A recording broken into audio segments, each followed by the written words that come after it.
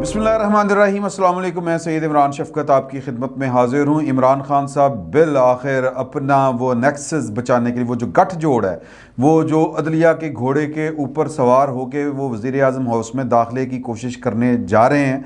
और क्योंकि पाकिस्तान का फ़ौजी घोड़ा उनको अब इक़्तिदार के लिए अपनी पीठ पर सवार होने की इजाज़त नहीं दे रहा, तो उसके लिए वो मैदान अमल में बाकायदा तौर पर उतर आए हैं। तलवार उन्होंने बेनयाम कर ली है और अदलिया को सपोर्ट दे रहे हैं और कह रहे हैं कि जी के ये नोटिस लें फेयर ट्रायल के ऊपर। मैंने तो जो बात आपके दरख्वास्त डाली थी उसका फिर से नोटिस लें।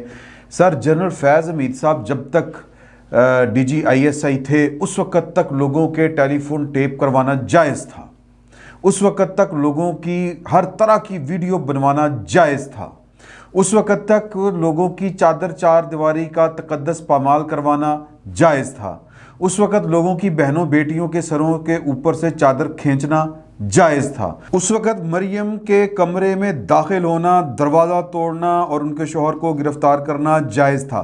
मरियम की टेलीफोन कॉल्स परवेज़ रशीद साहब के साथ हों या किसी और के साथ हों, वो टेप करनी जायज़ थी। तब क्या इमरान खान साहब के कभी मुंह से, जब वो वज़ीर आज़म होते थे, उनके मुंह से कभी इस तरह की आपने बात सुनी थी? नहीं सुनी थी। उस वक़्त इमरान खान साहब कहा करते थे कि ये ISI, मुझे पता है मेरे फ़ोन टैप करती है, मुझे पता है कि चूँकि मेरे दिल में चोर नहीं है, मैं चोर नहीं हूँ, मैं करप्ट नहीं हूँ, ये सारे करप्ट हैं और इस वजह से ये रौला डालते हैं।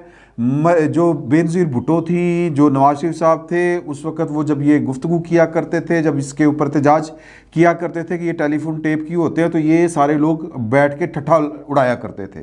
तो अब सूरत हाल ये है कि इमरान खान साहब जो हैं वो, उनको ये अब इसके ऊपर तकलीफ़ हो रही है। अब वो जो ग़ुलाम मोहम्मद डोगर साहब का असल मसला कुछ और है, और वो मसला ये है कि ये जो जनरल फैज़ हमीद साहब की बाकियात जो पाकिस्तान के इधर उधर पाई जाती थी, इधर उधर जो वकला में थी, जो या बार और बेंच में थी, यूँ कह लें। बार में, और बार आप समझते हैं ना कि जो वकला होते हैं, और बेंच वो होता है वो जिनके भी टेलीफोन टेप होना शुरू हो गए हैं, और उसके ऊपर भी इमरान खान साहब एहतजाज कर रहे हैं माशाल्लाह। और उसके पीछे कहानी क्या है? जो यास्मीन राशिद साहिबा ने जो कहानी सुनाई, जो लॉजिक दी कि चूंकि इमरान खान साहब के ऊपर जो वो कातलाना हमला हुआ था, उसका वो जो ATC गुजरांवाला में केस चल रहा था, उसकी जो JID थी, उसकी सरबराही जो थी वो ग़ुलाम महमूद डोगर साहब की थी, और तब से मैं फॉलो कर रही थी और मैंने फ़ोन करके कोई जुर्म नहीं किया। सर, मैडम साहिबा, आप सारी कहानी जोड़ रही हैं कि जी कि वो डिस्टॉर्ट किया गया था शहादतों को, ये वो इमरान खान साहब के ऊपर जो हमला हुआ था वो ग़ुलाम महमूद डोगर साहब थे जिन्होंने ISI का प्रेशर नहीं लिया। ये बात उन्होंने अपने मुंह से नहीं कही, क्योंकि जो जनरल फैसल नसीर साहब हैं, मेजर जनरल फैसल नसीर, उनका नाम लिया था ना। आज एक बार फिर उनके ऊपर इमरान खान साहब ने इल्ज़ाम लगा दिया कि बेसिकली उस इंक्वायरी से बचने के लिए जो कातलाना हमला हुआ था मेरे ऊपर, तो ग़ुलाम महमूद डोगर साहब को हटाया गया। अब वो दोबारा सुप्रीम कोर्ट वापस उनको ला रही है, तो उनकी जाली ऑडियोज़ या पता नहीं कौन सी ऑडियोज़ जो हैं वो लीक की जा रही हैं। ये सारा सबताज करने की कोशिश की जा रही है। सर, अल्लाह का नाम लें, झूठ बोलते हुए कम से कम गोडे जोड़ लिया करें या पैर जोड़ लिया करें। खुले पैरों और खुले गोडों के साथ झूठ बोलना, बंदा बोले तो पकड़ा जाता है। तो सर, अब मामला ये है कि इसके पीछे कहानी जो हमें बताई जा रही है वो ये है कि ये जनरल फैज़ हमीद साहब की जो बाकियात है, कुछ बाकियात तो जो सिस्टम के अंदर थी, जो ISI के अंदर थी, जो मतलब कह लें कि जो उनके फील्डिंग पर लगाए हुए थे लोग, और ये सारे मोस्टली वो थे जो रिटायर्ड होके लगवाए गए थे, जो वहाँ पर थे। वो एक अलग से चैप्टर है, मैं अगले व्लॉग में उसका जिक्र करूँगा आपके साथ या अगली नशिस्त में, कि जनरल फैज़ साहब ने बेसिकली क्या कमाल किया हुआ था ISI के अंदर, और फिर वो किस तरह करके सारा का सारा जो है वो नेक्सस नेटवर्क वो तोड़ा जा रहा है या टूटा है, किस तरह गिरफ्तारियाँ हुई हैं। लेकिन एक बाहर भी था नेटवर्क जो जनरल फैज़ हमीद साहब के आगे पीछे पड़ते थे। ये KTR साहब जो हैं, ख्वाजा तारक रहीम साहब, ये अचानक से जो एंटर हुए हैं इमरान खान साहब की सिक्योरिटी के हवाले से कि जी कि वो लाहौर हाई कोर्ट में पेश होना है, उन्होंने तो हम जो हैं वो पेश होंगे वो, लेकिन वो ये करें वो करें, हमें सिक्योरिटी दें। मेरी इतला के मुताबिक वो मुलाकात हो गई है। जो ख्वाजा तारक रहीम साहब हैं और अज़हर सिद्दीक़ साहब हैं, अज़हर सिद्दीक़ हमारा दोस्त है, ऑलमोस्ट जब वो उनका कैरियर और मेरा कैरियर ऑलमोस्ट कह सकते हैं कि इकट्ठे स्टार्ट हुआ था। वो वकालत में थे, मैं सहाफ़त में था। वो भी हाई कोर्ट में पेश हुआ करते थे, मैं भी हाई कोर्ट में पेश हुआ करता था। एक केस में तो वो मेरे ख़िलाफ़ वकील भी थे और एक और केस में अब भी होने जा रहे थे। बहरहाल तो लेकिन उनकी जो याद अल्लाह बहुत गहरी थी जनरल फैज़ साहब से। अब ये सारे जनरल फैज़ साहब के बार वाले भी, बेंच वाले भी, ये उनका दम भर रहे हैं और उन्हीं की गेम खेल रहे हैं। और ये सारे जनरल फैज़ साहब की जो बाकियात हैं जो इस तरफ बच गई हुई है जहाँ पर उनका अभी तक असर रसूख नहीं है, तो ये सारी वो इमरान खान साहब को बचाने के लिए मुतहरिक है। इमरान खान साहब की वाहिद उम्मीद, वाहिद आस यानी कुर्सी इक़्तिदार पर दोबारा बैठने की, वो जनरल फैज़ की वो बाकियात हैं जो बार में हैं और बेंच में हैं। मैं ये पूरी ज़िम्मेदारी के साथ आपको बता रहा हूँ। अब जो एक ख़बर, इसका एक हवाला ये भी है जो पॉलिटिकल साइड के ऊपर मरियम बीबी ने जिसका जिक्र किया है, और वो है कि उन्होंने आज रावलपिंडी में मुस्लिम लीग के तंजीमी कन्वेंशन से ख़िताब करते हुए जो गुफ्तगू की, मैं उसकी मोटी सी आपको बात बता देता हूँ। वो कहती हैं कि ईमानदार जजेस की हमें ज़रूरत है, इमरानदार जजेस की नहीं। हमें इमरानदार जज नहीं चाहिए, ईमानदार चाहिए। अच्छी टर्मिनोलॉजी है। जस्टिस मुज़ाहिर नकवी जो हैं, जिनकी वो टेप आई है, में इतनी अखलाकी जुर्रत नहीं कि इस्तीफ़ा दें। मैं अदलिया की बात नहीं, फैज़ के चेलों की बात कर रही हूँ। सर फैज़ साहब ने पूरा सिस्टम जकड़ रखा था। फैज़ साहब की मेरा मतलब आनियाँ जानियाँ देखने वाली थी। उन्होंने पुलिस, ब्यूरोक्रेसी, जुडिशरी, वकला, सहाफ़त, मीडिया हाउसेस, मतलब आप कोई नाम लें पाकिस्तान की रियासत से मुतल्लिक, पाकिस्तान की के समाज से मुतल्लिक कोई शोबा ज़िंदगी जिसमें उन्होंने अपने रूह ना फूकी हो, अल्लाह माफ़ करे, रूह ना फूकी हो, मतलब मेरा मतलब है कि अपने उन्होंने फील्डिंग ना लगाई हो, अपने बंदे ना खड़े किए हुए हो। तो ये उनके बंदे हैं जो कर रहे हैं। और मुज़ाहिर अली अकबर नकवी साहब के एक हवाले से तो ये वाली बात आ गई। अब हमारे दोस्त हैं जनाब अपने अब्दुल क़य्यूम सिद्दीकी साहब दी ग्रेट, उन्होंने कल एक व्लॉग किया है, घुमाया, व्लॉग में घुमाया, फुल टाइम घुमाया, और बड़े तरीके के साथ उन्होंने नाम दे दिया है। कहानी कुछ यूँ है कि 24 जून 2022 को एक 4 कनाल की गुलबर्ग में एक प्रॉपर्टी है, ज़मीन है, वो लीज़ होती है 2 अफराद के नाम। ये उन्होंने नाम नहीं बताए अपने व्लॉग में। मैं फ़ोन करके, बल्कि कह लो कि गन पॉइंट देते उन्होंने ना ले, मैं ये मेरी अपनी इन्फॉर्मेशन नहीं है, मैंने उनसे ली है।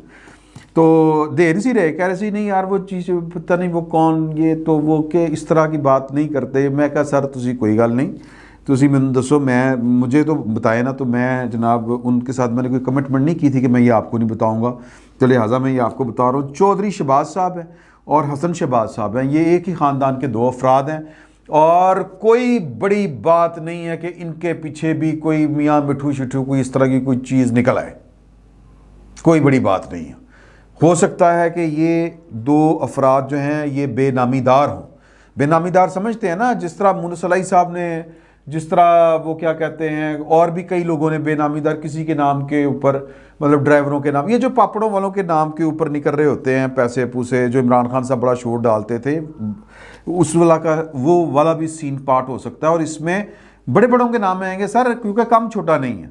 यानी ये 40 रुपये, 44 रुपीज़ ओनली, यानी कि झूठो झूठ 44 होता है ना, वो वाले पंजाबी में जिसे कहते हैं 44 रुपये, ये 44 रुपये सालाना के इव्ज़ ये लीज़ मिली थी। और अगले दिन यानी कि 25 जून 2022 दोपहर 5 बजे ये ट्रांसफ़र कर दी जाती है justice mister justice Mazahar Ali Akbar Naqvi के साहब के नाम। और किस कीमत के ऊपर? 10 करोड़ रुपए के ऊपर। सर 10 करोड़ रुपया कित्थों आया और क्या ये वसूल भी किया गया है? ये जवाब तो जज साहब को देना पड़ना सर। और जज साहब जो हैं वो अब अपनी जो सियासी वाबस्तगियाँ हैं वो उनकी बेनकाब हो चुकी हैं, वो खुलकर सामने आ रही हैं। किस तरह परवेज़ इलाही साहब उनके घर पहुँच रहे हैं, किस तरह उनके साथ उनकी अदालतों में अपने केस लगवाना चाह रहे हैं। मेरी इतला के मुताबिक ये जो दो मुख्तलिफ वाक़यात को जोड़ा गया, एक तो ये इस्टेब्लिश किया गया है कि परवेज़ इलाही साहब का ताल्लुक़ है मुज़ाहिर अली अकबर नकवी साहब के साथ। मैंने आपसे ये भी गुजारिश की थी और ये अब्दुल क़य्यूम सिद्दीकी साहब ने भी ये खबर ब्रेक की थी कि इस्लामाबाद जो में सुप्रीम कोर्ट में एक मीटिंग भी हुई जिसमें ये फिर बात इस तरफ चल निकली कि जज साहब तलाशी दो, इस्तीफ़ा देना पैना, एवं नहीं काम चलेगा, आपको कटहरे में आना पड़ेगा। और वो अच्छा मेरी इतला ये है और बड़े एक पक्के बंदे ने मुझे ये बताया है कि ये परवेज़ इलाही साहब जिस रोज़ उनकी तरफ जा रहे थे, मोहम्मद ख़ान पट्टी साहब पहुँचे थे, उस दिन वो क्यों गए थे, इसके पीछे एक और लॉजिक है और साइंस है। वो क्या है कि एक वार्डन ने उनको लाहौर में सड़क पर ड्राइव करते काले शीशे की गाड़ी में उनको रोक लिया। सर सरकारी नंबर प्लेट या फिर कोई डॉक्यूमेंट हो आपके पास कि आप पास इजाज़तनामा हो कि आपने काले शीशे लगवा सकते हैं, तो फिर तो ठीक है। तो गाड़ी का नंबर जो था वो यानी कि वो नंबर ग्रीन प्लेट नहीं थी, नंबर प्लेट जो थी वो ग्रीन नहीं थी, यानी कि सरकारी गाड़ी शो नहीं हो रही थी, कोई उनके पास डॉक्यूमेंट भी नहीं था, काले शीशे में वो फिर रहे थे। वज़ाकता के एतबार से सोफिस्टिकेशन ज़रा मेरी तरह के हैं, वो सोफिस्टिकेटेड उनकी पर्सनैलिटी में वो नहीं है, अल्लाह ताला की बनाई हुई चीज़ें हैं। कुछ शख्सियात जो होती हैं ज़ाहरन वज़ाकता में बड़े सोफिस्टिकेटेड होते हैं लेकिन अमलन नहीं होते भी या नहीं भी होते, चलें हर तरह के इंसान होते हैं, अल्लाह ताला की बनाई हुई शक्ल सूरत होती है, पर्सनैलिटी शख्सियत भी जो है वो इसी तरह ही इसी पार्ट में होती है। वो उसने बदतमीज़ी की, इन्होंने कहा मैं सुप्रीम कोर्ट का जज हाँ, मुज़ाहिर अली नकवी साहब ने कहा, उन्होंने कहा कित्थों का जज है, कित्थों की अदालत, केड़ी सुप्रीम कोर्ट, घर का ना रखे सुप्रीम कोर्ट, फ़ारग मतलब ये कि शीशे ये उतारो।